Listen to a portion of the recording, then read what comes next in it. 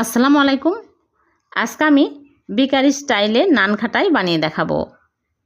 আমি আজকে চুলায় তৈরি করে দেখাবো। আশা করছি আপনাদের ভালো লাগবে। তাহলে চলুন দেখে নিই।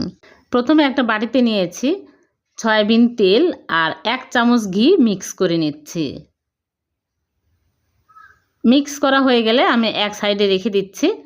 এদিকে একটা বোলের মধ্যে নিয়ে নিচ্ছি চালনি। আমি শুকনো উপকরণগুলো চেলে নেব। চালনিতে নিয়ে নিচ্ছি ময়দা 1 কাপ, ময়দার পরিবর্তে আটাও নেওয়া যাবে। আর দিয়ে দিচ্ছি বেসন 1/3 কাপ, আর নিয়েছি কাঁচা সুজি 1/4 কাপ, আর দিয়ে দিচ্ছি বেকিং সোডা 1 চামচ, আর দিয়ে দিচ্ছি বেকিং পাউডার 1 চামচ। ভালো করে চেলে নেব।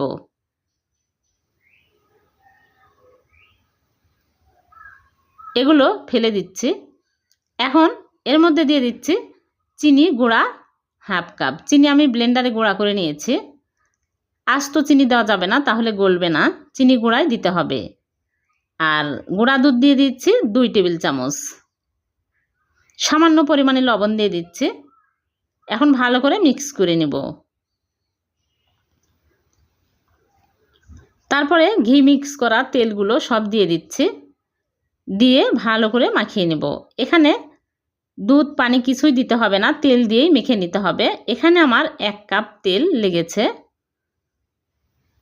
যদি দেখেন ডোটা একদম শক্ত হয়ে গেছে, তাহলে সামান্য পরিমাণে লিকুইড দুধ দিয়ে মথে নিতে পারেন। এই রকম টাইট একটা ডো তৈরি করে নিতে হবে। এখন অল্প অল্প করে নিয়ে আমি বিস্কুটের শেপ দিয়ে নিচ্ছি।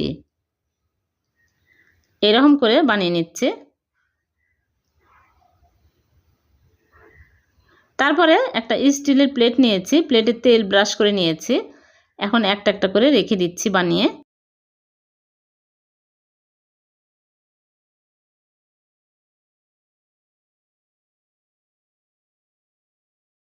এরকম করে সবগুলো বানিয়ে নিয়েছি। এখন আমি বিস্কুটের মাঝখানে একটু গর্ত করে নিচ্ছি। এর মধ্যে আমি দিয়ে দিব বাদাম কুচি, কিশমিশ দিলেও দিতে পারবেন। আমি কাজু বাদাম আর কাঠবাদাম কুচি করে নিয়েছি, দিয়ে দিচ্ছি। যে কোনো বাদাম দিতে পারবেন, তাহলে খেতে ভালো লাগবে।